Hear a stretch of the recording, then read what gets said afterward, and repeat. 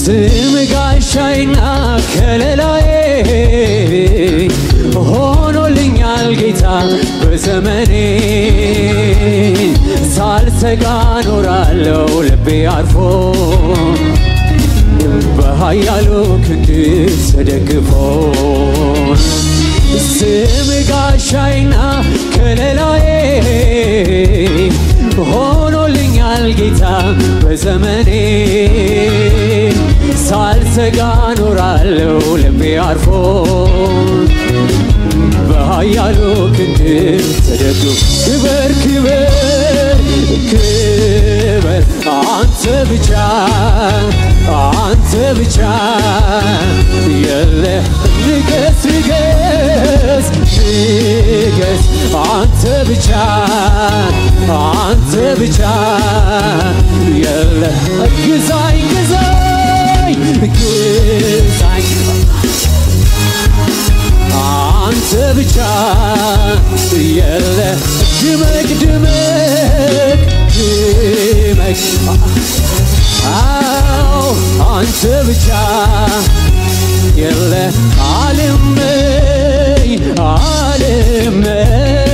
ካንተ በስተቀር አያምረኝ ያለው በምድር ቀምሼ አውቄሃለሁ ምርጫዬ አድርጌሃለሁ የሕይወቴ መደምደሚያን ዘላለም ትበቅ ቀምሼ አውቄሃለሁ ምርጫዬ አድርጌሃለሁ የሕይወቴ መደምደሚያን ዘላለም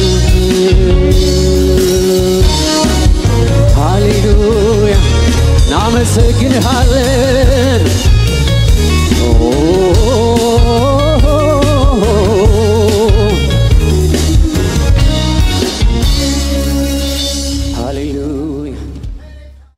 encounter with the Lord እግዚአብሔር ይመስገን የምንወደውን ጌታ ቤታችንም አለ በመንፈስ ነው የምናመልከው የትም ስፍራ አለ however እግዚአብሔር ይመስገን ከቅዱሳን ጋር ከወንድሞቻችን ጋር ከሚወዱን ጋር አንድ ቋንቋ ከምናወራቸው ሰዎች ጋር አብረን በህብረት ለአምላካችን ለእግዚአብሔር ክብርን የምንሰጥበት ነው የምናመልክበት ቀን ነው እግዚአብሔር ይባረክ ቤተክርስቲያናችን ድሮ የጸሎት ጊዜ ይባልና የጸሎት ጊዜ ተለያየ ሰው ይጸልይ ነበር ራሴ ማጸለይ ይፈልጋለሁ የጸሎቱን ጊዜ ራሴ ነኝ የምወስደው አልኩኝ ለምን ዚባዚን ኬላ ለመጸለይ ማለት ነው የማይሆን የሚሆን ነገር ላለማጸለይ ስለዚህ በትክክል ከፋፍለን የአምልኮ ምስጋና የጸሎት የምስጋና ጸሎት ከዛ በኋላ ለሚያስፈልገን ደግሞ መጽሐፍ ቅዱስ አሳውቁ ነው አይደል የሚለው የምናሳውቅበት ኦቶራይዝድ የሆነ ጸሎት ደግሞ በኦቶሪቲ ደግሞ ሆሊ አንገር አለ አይደል በጠላቶቻችን ላይ በእንደዛ ሁኔታ ደግሞ መገሰጽ ካለብንም እንገስጽበት በአጠቃላይ በእንዲህ አይነት ሁኔታ ከፋፍለን እንጸልይ ነበር እግዚአብሔር ይመስገን 30 ደቂቃ ፓወርፉል ነበር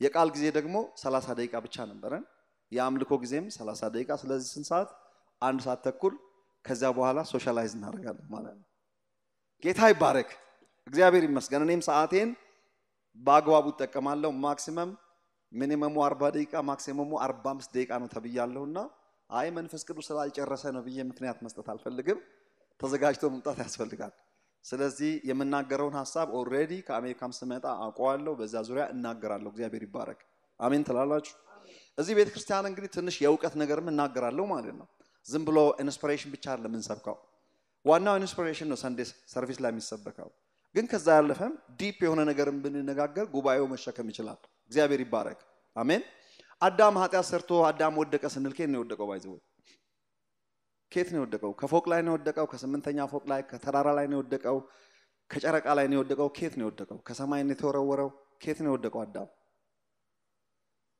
ከየት ነው ወደቀው ከአብ ቀኝ ነው ወደቀው እስቲ ከአብ ቀኝ በሉ አብ ቀኝ የሚል ነገር አዲስ ኪዳን ላይ አልነበረ እንዴ ተጀመረው እንዳትሉኝ ኦኬ አዳም የወጣው አዳም ወዴት ነው ብሎ እግዚአብሔር አዳምን ኋላ እየተከተለ ወዴት ነው ይያለ ለመጀመሪያ ጊዜ outside in ከውጪ እግዚአብሔር አዳምን አናግሮት ነበር አዳም ከሆነ መንግስት ወጣል ከየትኛው መንግስት ነው የወጣው ወዴትኛው መንግስት ነው የገባው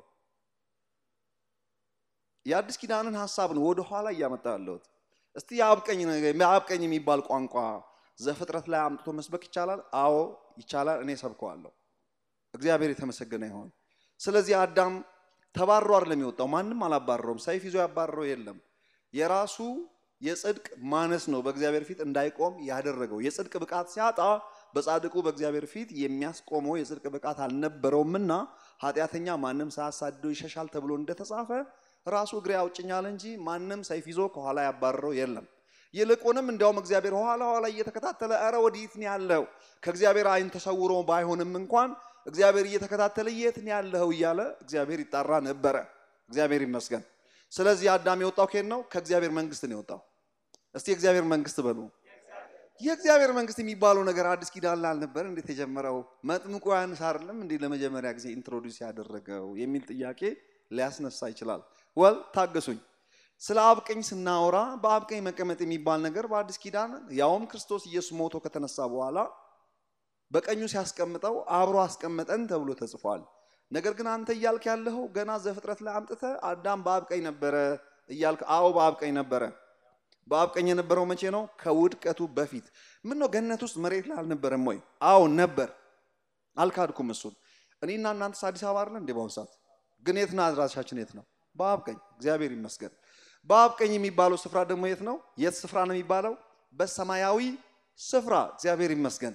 ስለዚህ አዳም የት ነበረ? ከውድቀቱ በፊት። አዳምና ሔዋን ከውድቀታቸው በፊት፣ በሌላ ቋንቋ ከዘፍጥረት ምዕራፍ 3 በፊት አዳምና ሔዋን የተቀመጡት በአብ ቀኝ የነበሩት በሰማያዊ ስፍራ ይገዙበት የነበረው አገዛዝ በእግዚአብሔር መንግስት ውስጥ ነበሩ። የእግዚአብሔር መንግስት ማለት ምን ማለት ነው? የእግዚአብሔር መንግስት የሚል ቋንቋ እንግዲህ የእግዚአብሔር መንግስት አማርኛ ነው። መንግስተ ሰማይ ከተባለ ግን ግዕዝ ነው። ግዕዝ ከመሆኑ ውጪ መንግስት ሰማያትም ሆነ የሰማይ መንግስት ሁለቱም ወይም ደግሞ የእግዚአብሔር መንግስት የምንለው ሐሳቡ ጽንሰ ሐሳቡ አንድ አይነት ነው። ስለዚህ አዳም ከየትኛው መንግስት ነው የጎደለው ማለት ነው? ከእግዚአብሔር መንግስት ነው የጎደለው። መንግስት የሚለውን ትንሽ ላብራራ ለሚቀጥለው ሐሳቤ መናገር እንዲመቸኝ። መንግስት ማለት የሚታይ ነገር አይደለም፣ የሚዳሰስ አይደለም፣ ግለሰብ አይደለም፣ ስፍራ አይደለም፣ ሀገር አይደለም። መንግስት የሚለው ቋንቋ አገዛዝ ወይም ዶሚኒየን ማለት ነው። እግዚአብሔር የተመሰገነ ይሁን። የአሜሪካ መንግስት፣ የአሜሪካ ዶሚኒየን፣ የአሜሪካ አገዛዝ ማለት ነው። የኢትዮጵያ መንግስት የኢትዮጵያ አገዛዝ ነው። የኢትዮጵያ ሩል ሬጉሌሽን ዶሚኒየን ማለት ነው።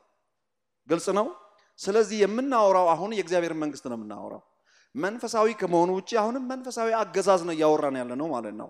ስለዚህ የእግዚአብሔር መንግስት ማለት የእግዚአብሔር መለኮታዊ አሰራር በጽድቅ እግዚአብሔር የሚገዛበት ጽድቅ የበላይ የሆነ የጽድቅና የቅድስና ብቃት ያገኘ ሰው ብቻ የሚተዳደርበት እግዚአብሔራዊ ዶሚኒየን ማለት ነው። መንግስተ ሰማያት ሲባል ለብዙ ሰው ቶሎ ብሎ አእምሮ ላይ የሚመጣው ከሞት በኋላ ሰዎች የሚሄዱበት ሰማይ ቤት ብሎ የሚተረጉመው። ሰማይ ቤት ሲጀመር ለኛ አልተፈጠረም። ለጊዜው ሰዎች እስከ ዳግም ምጽአት ድረስ ለጊዜው በስጋ ሲሞቱ በመንፈስ የሚቆዩበት መንፈሳዊ ዓለም እንጂ ለሰማይ ቤትም አልተፈጠርንም። ሰማይ ቤት ለኛ ጊዜያዊ እንጂ ዘላቂ መኖሪያ አይደለም። ሰው ለምድር እንጂ ለሰማይ አልተፈጠረም። ጽድቅ ያለባት አዲስ ሰማይና አዲስ ምድር ነው የሚለው። እግዚአብሔር የተመሰገነ ይሁን።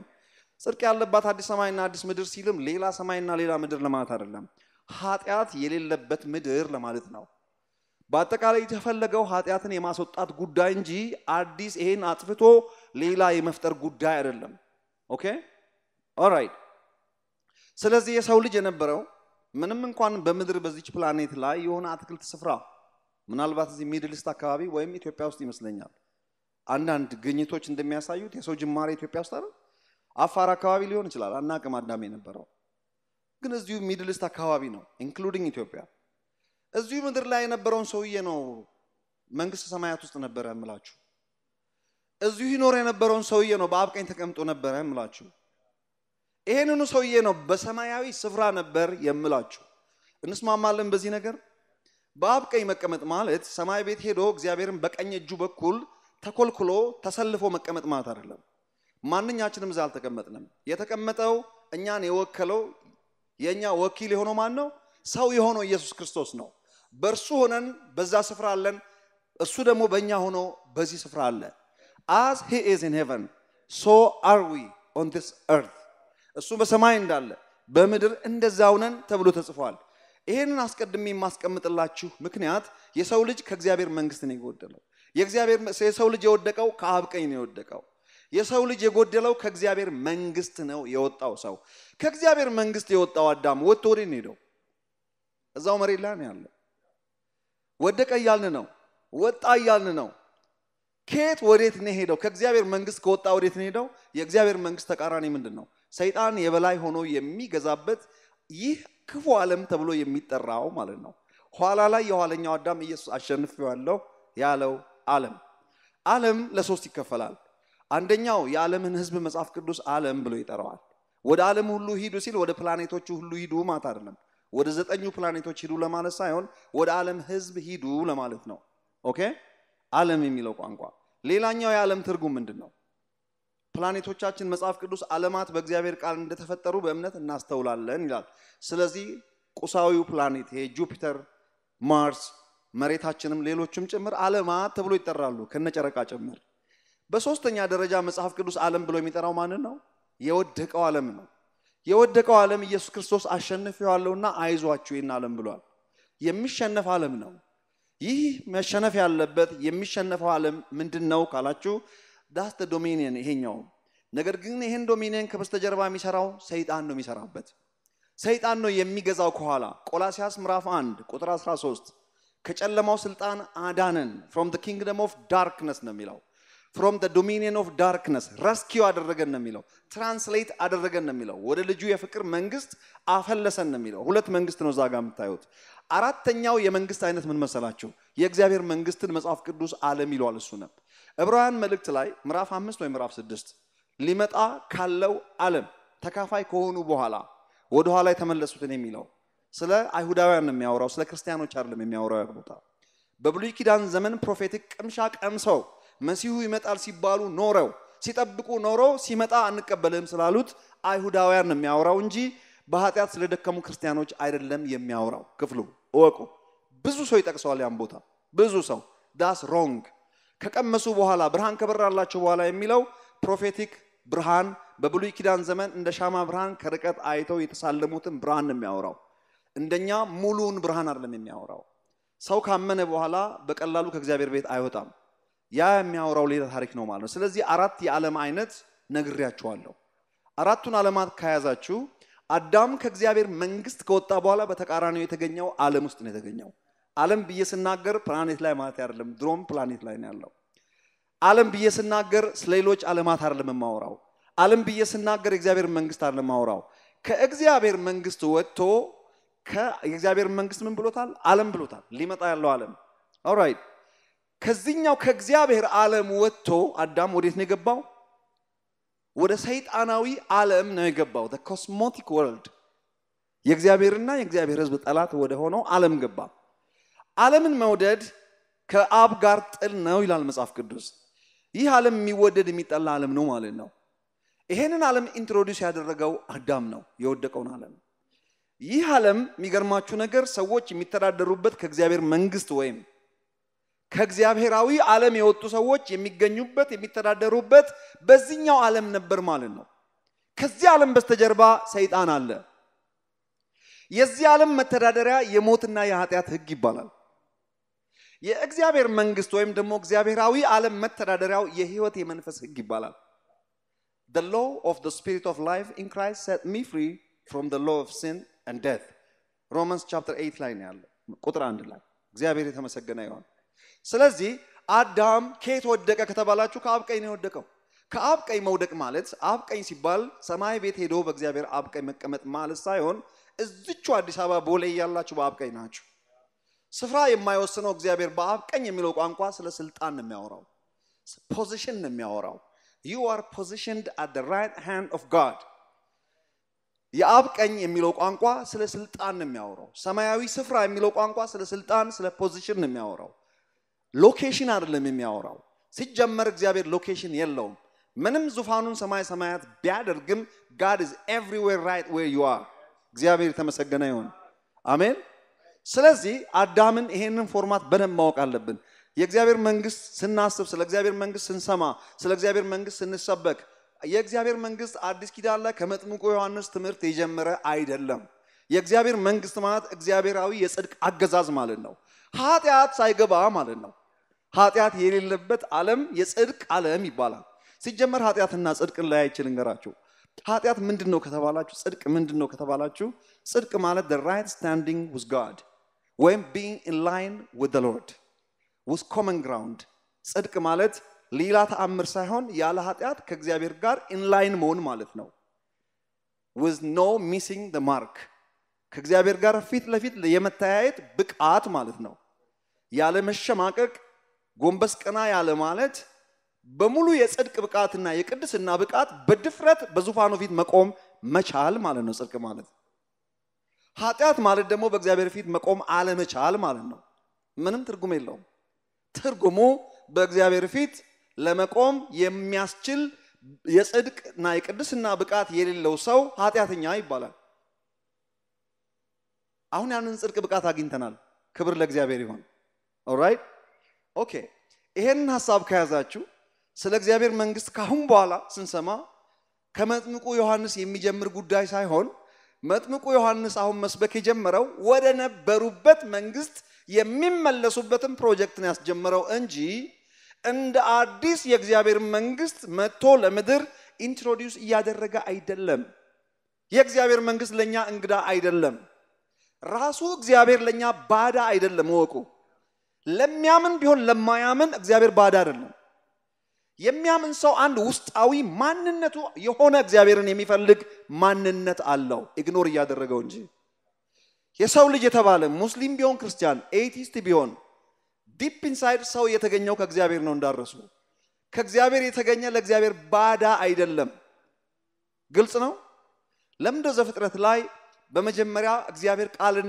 ምድር ሰማይንና ምድርን ፈጠረ ይላል እንጂ እግዚአብሔር የሚባል አምላክ ነበረ ኃይለኛ ነው ባታቁትም እሱ ፓወርፉል ነው ይሄ ማወራላችሁ ያ ታላቁና ኃይለኛው አምላክ እሱ ነው ሰማይ ምድርን የፈጠረው ብሎ እግዚአብሔርን ከማስተዋወቅ አይጀምርም ለምንድን ነው ማስተዋወቁ ታውቃላችሁ አያስፈልግም ለሰው ይሄ ሊነገሩ አይገባም አይደለም ለሰው ለድንጋይ ይሄ አይነገርም ድንጋይ የመናገር እድል ቢያገኝና ተነስቶ ቢናገር እግዚአብሔርን ከማመስገን ነው የሚጀምረው ኢየሱስ የነገረን ይሄንን ነው ራይት ፍጥረታት በሙሉ ያውቁታል በራሳቸውም ቋንቋ ያመልኩታል ደግሞም ያመሰግኑታል ሲያመሰግኑት ግን በአባትነቱ ያመሰግኑትም በአባትነት የሚያመሰግነው ሰው ብቻ ነው ይልቁንም ሰው የእግዚአብሔር ወገን ነው ሰው የተገኘው ምንጩ ራሱ እግዚአብሔር ነው ሰው ላይ የእግዚአብሔር መልክና አምሳል ኢንግሬቭድ የሆነ ነው ኢንግሬቭመንትና ጽሁፍ ይለያያል when you write something on the tablets whatever you can wash it off delete ማድረግ ይቻላል when you engrave it engravement ታውቃላችሁ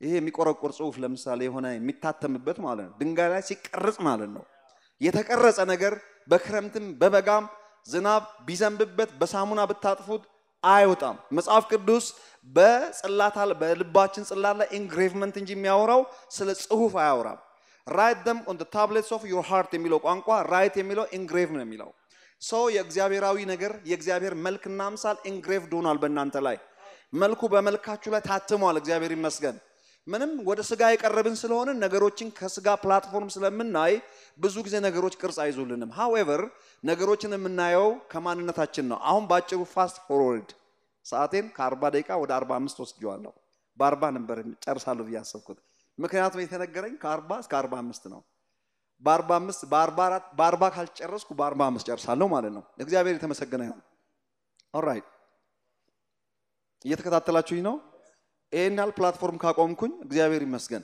ስለዚህ በመጥምቁ ዮሐንስ የተጀመረው ስብከት መጥምቁ ዮሐንስ የእግዚአብሔር መንግስት ቀርባለችና ንስሐ ግቡ አለ ቀርባለች ነው ያለው መታለች አላለም ቀርባለች የሚለው መንግስትን ይዞ የሚመጣ ሰው እየመጣ ነው በመንፈስ ተረድቶታል ከዛ በፊት ግን አያውቀው ማን እንደሆነ እየመጣች ነው ቀርባለችና መታለች ይለያያል የተፈለገው ሰው ድንገት ዮርዳኖስ ብቅ ሲል እነሆ ያለምን ኃጢአት የሚያስወግድ የእግዚአብሔር በግ የእግዚአብሔር መንግስት ይዞ የሚመጣው ሰው እሱ ነው አላጠምቅህም ተከራከረ አጠመቀው ነው ይሄኛው ሩጫውን ይዞ ሲቀጥል ምንድነው ያለው የእግዚአብሔር መንግስት በመሐከላችሁ ነች አለ አሁን የእግዚአብሔር መንግስት ይዞ የመጣው ይሰው ነው ክብር ለእግዚአብሔር ይሁን ሃሌሉያ እግዚአብሔር ይመስገን ሞቶ ከተነሳ በኋላ ፋስት ፎርወርድ ብያቸዋለሁ ሞቶ ከተነሳ በኋላ የእግዚአብሔር መንግስት በመሐከላችሁ ነች ቀርባለች የሚባል ጣጣ የለም የእግዚአብሔር መንግስት በእኛ እኛም በሷ ነን ይህ መንግስት የጽድቅ መንግስት ነው ይህ መንግስት የቅድስና መንግስት ነው መጽሐፍ ቅዱስ the true righteousness and holiness ተፈጠራችሁ ነው የሚለው ፍጥረታችን ራሱ በእውነተኛ ጽድቅና ቅድስና እንደተፈጠረ ነው የሚናገረው የፈጣሪው መልክ የሚመስለውን አዲሱን ሰው ለብሳችሁታል ነው የሚለው እግዚአብሔር ተመሰገነ ይሁን ስለዚህ ሁሉ ጊዜ ዳግም የተወለደ ሰው በፍጹም ራሱን ከስጋ መቁጠር የለበትም no matter what don't you ever count yourself from a spirit man of flesh platform ከፕላትፎርም ራሳችንን ማየት ያለብን። ሃይማኖተኞች ከስጋ ነው ራሳቸውን የሚቆጥሩት። ከስጋ ራሳቸውን ከመቆጠራቸው የተነሳ ስብከታቸው ሁሉ ዋርኒንግ ነው። ምክንያቱም ዋርኒንግ ሁሉ ጊዜ ዋርኒንግ አለ፣ ሁሉ ጊዜ የምንወቀስበት ነገር ግን ከስጋ ራሳችንን ባየንበት ዘመን ሁሉ ደካሞች ነን። ጌታ ኢየሱስ አለ ስጋ ደካማ ነው አለ። ነገር ግን ከስጋ እግዚአብሔር አያውቀንም። የሚያውቀን ከየት ነው? እግዚአብሔር የሚያውቀን ከመንፈስ ብቻ ነው የሚያውቀን። ኢየሱስ ክርስቶስ ለዚያ ነው ለዛ ኒቆዲሞስ ለሚባል ሰውዬ ምን ብሎ ነገረው? አንተ የእስራኤል መንግና ነው መምህር ስትሆን ይሄን አታውቅም ወይ? ሳታውቅ ነው ወይ አገልጋይ ሆንከው? ይሄን ሳታውቅ ነው ወይ ፈሪሳዊ ነኝ የምትለው? ይሄ ሳይገባህ ነው ወይ ፓስተር ሆንከው ነው? የክርስትና ኤቢሲዲ ሳይገባህ ነው ወይ አገልጋይ ሆንከው? ይሄን አታውቅም ወይ አለው። አላውቅም አለው። አላውቅም ሲለው ጌታ ኢየሱስ ክርስቶስ ንፋስ ከየት እንደሚነፍስ ወዴት እንደሚነፍስ አይታወቅ፣ እንደማይታወቅ ሁሉ ከመንፈስ የተወለደም እንደዚያው ነው። ወንድሞቻችንን የምናውቀው ከመንፈስ ነው፣ ራሳችንንም የምናውቀው ከመንፈስ ነው። ስጋ ለባሽ አይደለንም አላልኩም። ሲጀመር ሰው መንፈስ ነው። አይኖ ብዙ ሰው እንደሚያበሳጭ አቃ ማን ኢዝ ስፒሪት። ሰው በስጋ በቁሳዊ ዓለም ላይ ኖረ ማለት እንደምናስበው ይሄ አንድ ቀን አርጅቶ ሞቶ ወደ ሰሜተሪ ወርውሮት ተላቅሶ ንፍሮ በልቶ የሚመላለሱበት እሱን ማንነት አድርገ ካየ you are ምስኪን ሰው ነህ። እንደውም ያስፈራል። ከኝ ኢማጂን ከስጋ ራሳችሁን ካያችሁ ሞታችሁ እዛ ተወርውራችሁ በሰው ቤቱ እናንተን ጉድጓድ ውስጥ ጥሎ ሲመለስ ሰሜተሪ ውስጥ። ስለዚህ እንደ ኮምፔሪንግ ሰው መንፈስ ነው የሚለው ቋንቋ ለካ በጣም በብዙ ነገር ያጽናናል ማለት ነው። አትሊስት ጌታ ይባረክ። አትሊስት ሞት እንዳትፈራ ያደርጋል። አንተ ሞኝን እንደ ከሚሞተውና ከብል ከሚበላው ማንነት ራስን የምትቆጥረው ከዛ የሚወጣ በእግዚአብሔር ፊት ለክብር የሚቀርበው ሰው ከዛ ለምን ራስን አትቆጥርም? መጽሐፍ ቅዱስ ድንኳን የሆነው ምድራዊ መኖሪያችን እያለ እንዴት ድንኳን ብለህ ራስን እንጠራለን? ልንለብስ እንጂ ልንገፈፍ በማይወድ እያለ እንዴት ልብስ ብለህ ራስን እንጠራለን? እንዴት በጂንስ ራስን እንጠራለን? በቱታና በሹራብ በሸሚዝ ምናምን በጥቁር ብሌዘር ላክሚ ለምን ራስን እንጠራለን? ነገር ግን ልብሱን ለብሰን ሳለን ግን እስከነ ልብሳችን ብንጠራ ደግሞ ኢትስ ኖርማል ቲንግ። ራቁቴን አልጠራም እስከነለበስኩት ሱት ነው የምጠራው። the lord is good, praise the lord። ጌታ ይባረክ። ለምንነጋገርበት እውነት ራሳችሁን ከመንፈስ ተመልከቱ። ከመንፈስ ራሳችሁን ካላያችሁ ለስብከቴ በፍጹም ፊት አታርጉ። ጌታ የተባረከ ይሁን። ሁላችሁም ሁለተኛ ቆሮንቶስ ምዕራፍ 4 ቁጥር 8 አውጡልኝ። ሁለተኛ ቆሮንቶስ ምዕራፍ 4 ቁጥር 8 አንድ ላይ እናንብብ።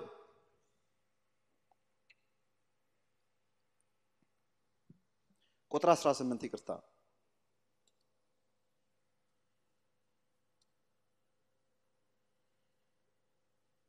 ካገኛችሁ አብረን እናነባለን። ቁጥር 18 ስለዚህ አይናችን የሚያፈጥረው በሚታየው ነገር ላይ ሳይሆን በማይታየው ላይ የሚታየው ጊዜያዊ ነው፣ የማይታየው ግን ዘላለማዊ ነው። አብዲስ እንደገና ድጋሚ ስታነብ ሁላችንም አብረን እናነባለን። ቁጥር 18 አግኝታችኋል? መጀመሪያ are you ready? አብዲ ቀጥል። ስለዚህ አይናችን የሚያተኩረው በሚታየው ነገር ላይ ሳይሆን በማይታየው ላይ ነው። የሚታየው ጊዜያዊ ነውና የማይታየው ግን ዘላለማዊ ነው። እግዚአብሔር ይመስገን። thank you so much። እችን ቃል ለማብራራት ነው ወደ ኋላ ሄጄ ከአዳምና ሔዋን ፕሪ አዳሚክ ፎል የጀመርኩት። አዳም ከየት ነው የወደቀው ከየት ነው የወጣው የሚለውን ለማስቀደም የሞከርኩት። እርግጠኛ ነኝ ከዛሬ ጀምሮ ምናልባት እዚህ ቤተክርስቲያን እንኳን ያው እኔም ማስተምረው እነሱም ስለሚያስተምሩት ዕውቀታችን አንድ ስለሆነ እንግዳ አይደላችሁም። የእግዚአብሔር መንግስት ሲባል መጥምቁ ዮሐንስ አልጀመረውም። እሺ የአብ ቀኝ ሲባል አዳም ከአብ ቀኝ ነው የወደቀው፣ ከፎቅ አይደለም የወደቀው። እንዳረሱ ከመሰላል አይደለም የወደቀው። ጌታ ምስክሬ ነው። ወደቀ ከየት ወዴት ነው የወደቀው? ከእግዚአብሔር መንግስት ወይም ደግሞ ከእግዚአብሔራዊ ዓለም ወደ ሰይጣናዊ ዓለም ወደቀ አይደል? በሌላ ቋንቋ ግን ከገነት ነው የወደቀው። ከገነት ወዴት ነው የወደቀው? ወደ ሲኦል ነው የወረደው። አይዘው ሲኦል ሲባል ከሞት በኋላ መልአክ ተልኮ መሬት ለመሬት እየጎተተ ወስዶ የሆነ ቦታ የተቆፈረ ጉድጓድ የሚንቸከቸክ እሳት ውስጥ መወርወር ማለት አይደለም። ሲኦል ይሄ አይደለም። ሲኦል ከዚህ ያለፈ ነው። ያስፈራል ከዚህ የሚልቅ። በርግጥ ሲኦል ማለት እግዚአብሔር የሌለበት ዓለም ማለት ነው። እግዚአብሔርና እግዚአብሔራዊ ሽታ የሌለበት ስፍራ ሲኦል ይባላል። እኔ ጌታን ከመቀበሌ በፊት ሲኦል ውስጥ ነበርኩ እናንተም እንደዛው ሲኦል ሲባል የሆነ በእሳት መንቸክቸክ አድርገን ማን እንደነገረን አላውቅም እንደዚያ ነገር መጽሐፍ ቅዱስ ፓራብል ነው የሚናገረው በስጋ ስናስብ ላይ ገባን ይችላል በመንፈስ ከተረዳን ግን ሲኦል ሪል ሲኦል እግዚአብሔር የሌለበት ስፍራ ብዬ በቀላሉ የነገርኳችሁ ነገር እሳት ከተባለው ይልቅ አስፈሪ ነው የሚረዳው ተመልከቱ አንድ ሰው ከስጋ ሲወጣ አንድ የማያምን ሰው መልአክ መጥቶ ጎትቶ የሆነ ቦታ አይወረውረውም ባለበት የሚገኝበት ስፍራ ያ ሲኦል ነው በቃ ከናቹራሉ ዓለም ጋር መገናኘት አይችልም ድቅድቅ በቢላ የሚቆረጥ አይነት ጨለማ ነው ያ ስፍራ ቁሳዊ ብርሃን የለም መንፈሳዊ ብርሃንም በዛ አይበራም እግዚአብሔርም እግዚአብሔራዊ ሽታም በዛ ስፍራ የለም የሚረዳ መንፈስ ቅዱስ በዛ የለም ህይወት የሚባል ነገር የለም ዛፍ እንኳን ህይወት አለው ቅጠላ ቅጠል ሳርም ቅጠል አለው ምንም አይነት ህይወት የሚባል ነገር በዛ ስፍራ ህይወት በሌለበት ስፍራ ለደቂቃ ራሳችሁን አድርጋችሁ ተስፋ ዘላለማዊ ተስፋ መቁረጥ ማለት ነው ሄል ማለት ያለ ተስፋ ሰው ሰከንድ መቆየት አይችልም ወዲያው ራሱን የሚያጠፋው ዘላለማዊ ተስፋ መቁረጥን you can imagine ተስፋ ቆርጠን ስለማናቅ ምን ማለት እንደሆነ አይገባንም አሁን ኦኬ ተስፋ ቆርጫለሁ ትሉ ይሆናል ውሸት that's why you here ተስፋ ይቆረጠ immediately ራሱን የሚያጠፋው ኦኬ ዘላለማዊ ብቸኝነትስ loneliness አንዳንድ ፌዘኛ አሜሪካኖች I want to be here I want to go to hell because I just want to enjoy with the very famous people እና ማይክል ጃክሰን ማን እንደነገራቸው አላውቅም ማይክል ጃክሰን ሲኦል እንደሄደ you'll be surprised ላይሄድ ይችላል you don't know